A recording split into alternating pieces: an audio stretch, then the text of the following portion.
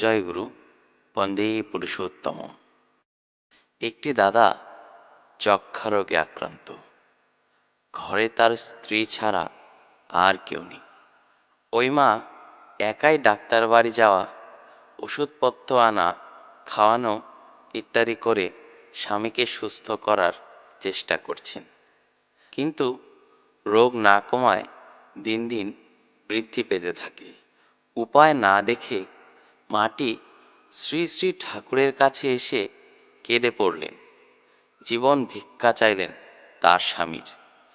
শ্রী শ্রী ঠাকুর চিকিৎসা সম্বন্ধে কোনো ব্যবস্থা দিলেন না, বরং এক দীপ্ত ভঙ্গিমায় ওই মাকে বললেন, শোন শোন, তুই আমাকে একটা লোহার সিন্দুক দিতে পারিস? উক্ত মা আজ্ঞে দেব বলে প্রণাম করে চলে এলেন। রোগের চিকিৎসায় টাকা পয়সা অনেক খরচ হয়ে গেছে, তবুও ঘরে সামান্য কিছু সঞ্চয় ছিল। তাই দিয়ে তিনি একটা লোহার সিন্দুক কিনে এনে নিবেদন করলেন শ্রী শ্রী ঠাকুরের শ্রীচরণে। কারণ বহু ঘটনা দৃষ্টে ওই মায়ের বিশ্বাস ছিল যে শ্রী শ্রী ঠাকুর যখন এই বিপদের সময় লোহার সিন্দুক চেয়েছেন, তখন নিশ্চয়ই এর মধ্যে মঙ্গল আছে। কার্যত তাই হলো। বিস্ময়ের সাথে দেখা গেল, সিন্দুক দানের পর থেকেই দাদাটি ক্রমশ আরোগ্য লাভ করতে লাগলেন এবং পরে একেবারে সুস্থ হয়ে উঠলেন। আমাদের মতো সাধারণ লোকের দৃষ্টিতে শ্রী শ্রী ঠাকুরের এই ভিক্ষা চাওয়া, ওই মায়ের সেই ভিক্ষা দান এবং ওই দাদার সুস্থ হয়ে ওঠা, এর মধ্যে যোগসূত্রটা ধরা হয়তো কষ্টসাধ্য। গুরু পুরুষোত্তম স্বয়ং যদি ধরিয়ে না দেন, জানিয়ে না দেন, তাহলে মানুষ তার মহিমা কিভাবে বুঝবে? জানিয়ে দিলেনও তিনি সুকৌশলে।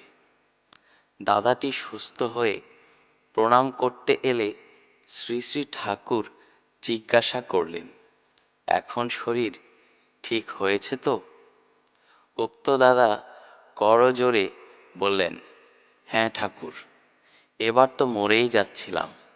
আমার কুষ্ঠিতেও ওই সময়ে মৃত্যুযোগ ছিল, আপনিই দয়া করে বাঁচালেন।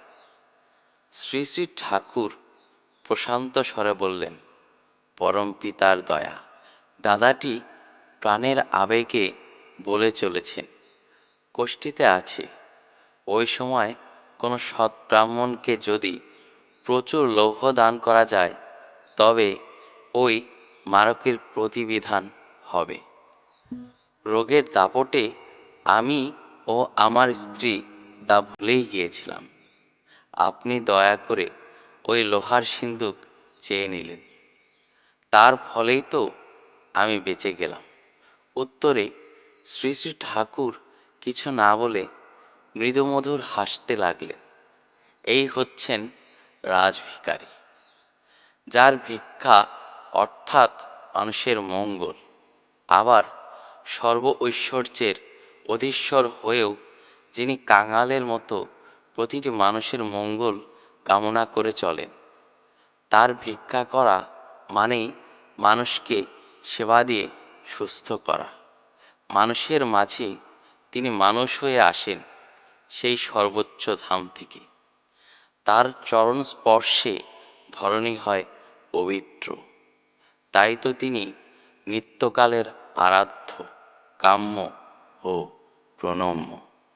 জয় গুরু। শ্রী শ্রী ঠাকুরের গান, বাণীসহ সৎসঙ্গ এবং সনাতনী বিভিন্ন ভিডিও পেতে সৎসঙ্গ মিউজিক চ্যানেলটি অবশ্যই সাবস্ক্রাইব করুন।